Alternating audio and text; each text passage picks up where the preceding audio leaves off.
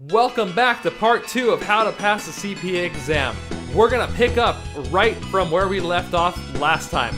So if you have not already seen part number 1, make sure to go back and watch it. I'm going to leave in the description down below a link to the first video. And with that being said, let's go ahead and dive right into it, guys.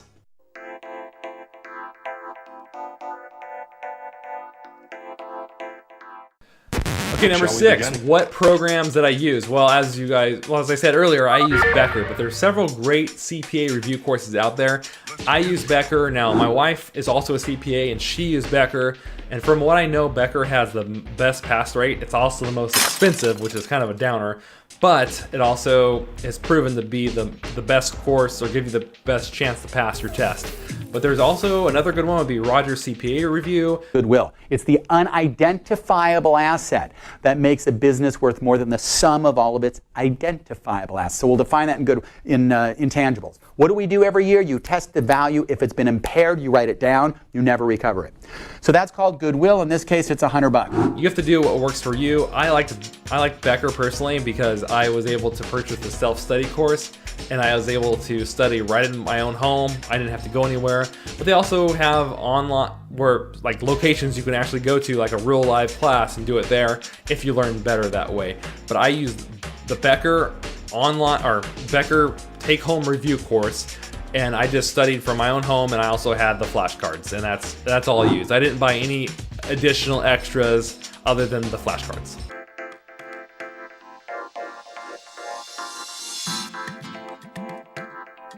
Okay, let's talk about number 7, how to study and get organized. So I'm gonna put up some tips on the screen here. So first of all, start by following the recommended method of studying per your exam review course. So whatever it is that you're using, follow their proven system, because that is probably one of the best things you could do. Now, although I did read and use a lot of flashcards, I really think one of the 2 best things you can do for studying is to continuously take a lot of notes and do a lot of practice questions. Even rewriting your notes will help you make more sense of the subject or the material that you're on or looking at. Every time I was unsure of something or I missed a problem in the review course, I took notes on why I missed it. And I can tell you guys that once I started taking more and more notes, the better and better my exam scores got. Notes seem to be one of the major keys of being successful in this CPA exam. For note-taking, what I would do is I would keep a separate binder for each test, or even a separate notebook. So I use notebooks personally, but I had like a separate 5-star notebook for every single exam, and I wrote all my notes in that notebook for that exam. Come up with a system of how you want to go about organize your notes. Use different pens, use highlighters, use sticky notes, whatever it is. And in fact, if you use Becker, you'll often be making notes in the book, like in red pen and using yellow highlights and etc., etc. But that's going to help your notes stand out, and so that when you're going back and skimming through the information and reviewing the information, you're going to be able to find those key pieces a little bit quicker. I really recommend trying to organize your notes in such a way so that you can trace your notes back to the problem you were on in the software. That's what I did in those notebooks. So I would start on chapter 1, and then I would do chapter 1 problems, and I would write out, starting with question number 1, if I missed it, I would write out, chapter 1, question 1, and I would write what section I was in, and then I could look back anytime I wanted, and my notes would relate directly back to that specific question in the Becker software. That's a really great way how you can quickly not only find the question you're looking for in the software, but also review the notes related to it. Really guys, make sure, and actually it was my wife who told me this, really make sure you take advantage of the practice exams in your software at least about a week out before your exam. I really feel dumb that I didn't know this, but make sure that you take advantage of the practice exams in your Becker software. You'll find that they're not only a great review because they're going to cover multiple chapters at once and really test your knowledge, but also I found that they actually ask different questions than I encountered in the normal software. So make sure you're using those practice exams. As soon as I started using those practice exams, I started to pass tests, so it really helps. A special bonus trick, if you really want to get into this, you can use Audacity. If you don't know what that is, it's a free voice recording program software that you can use to record your voice. So I literally with my notes, as I wrote out my notes, I wanted a way to be able to continuously refresh my memory and my mind of what notes I wrote. So I recorded my voice in Audacity and I put it on my iPod. So as I drove, or even sometimes while I sat at work, I was listening to myself reading my notes, and it really helped. The 2 tests I did that on the most, I used that tactic on, of using Audacity. I got the highest I got my highest scores on those tests using that method.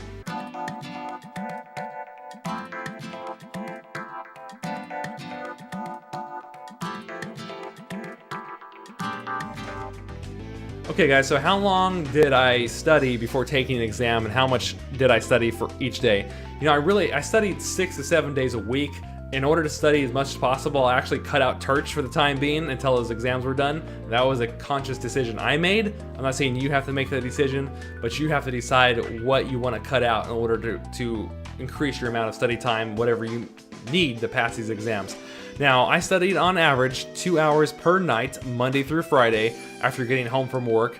On the weekends, I usually would study like 4 to 6 hours on a Saturday and 4 to 6 hours on a Sunday, just depending on the week and how close I was to the exam. I would take a minimum of 2 days off from my job to do a massive cramming session before going to take each test. I would study 8 to 12 hours a day before taking those tests. So if it was the weekend of the exam or right before the exam, I would study as much as I humanly could.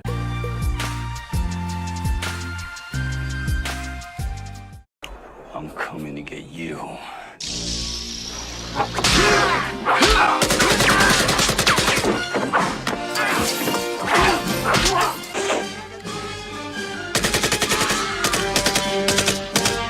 Headshot. You know, I would normally, when do I schedule the test? I would normally take the test on a Saturday or a Monday. Monday was better if my work schedule allowed me to take the time off, because then I could have an additional days plus use the weekend to study before taking the exam. Like if I go back and look at the math of how much I was studying per week, I found I was studying around 20 hours per week every single week. And depending on how fast or how far my test was scheduled out, that meant I had studied between 120 to 160 hours before taking each test.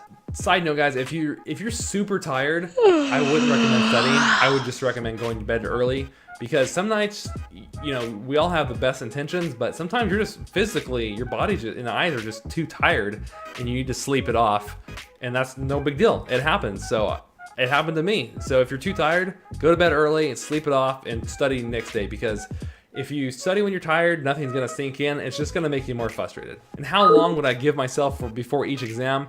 I would usually give myself about 6 to 8 weeks before taking any of the exams.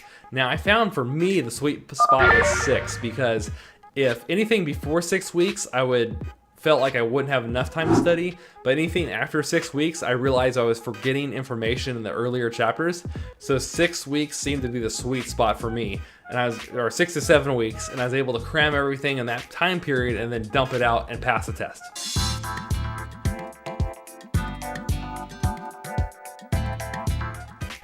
Okay guys, let's talk real briefly about what you should be doing about a week out or 2 weeks out before your first scheduled test.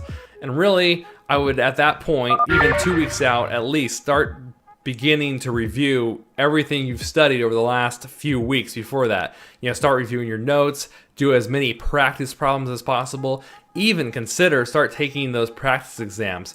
Now, I will let you guys know that I never took a full legitimate practice exam, even within Becker. But what I did is I at least opened the 3 practice exams within the Becker software, and I went through the different questions just to see what they were.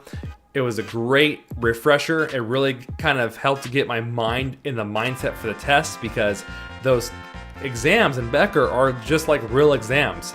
But did I ever sit through one of them for 4 hours and do every single step? No. But I didn't need to.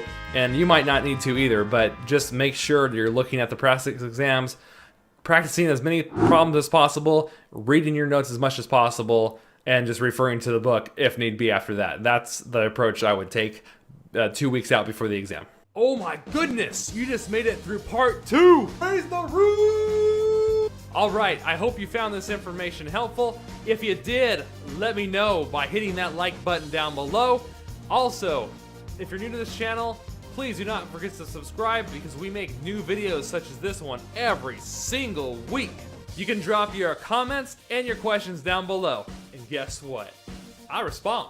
So if you have any questions at all, leave them below and I will definitely get back to you. Quick reminder, guys, you can follow me on Facebook and Twitter by using that address. The address is down below. Make sure you're checking out the description section of each video. I'm putting valuable links that are going to help you pass the exam down there. And with that being said, I hope you use this information not only to pass the CPA exam, but to live your life uncaged. I'll see you in part number 3. Until then, peace.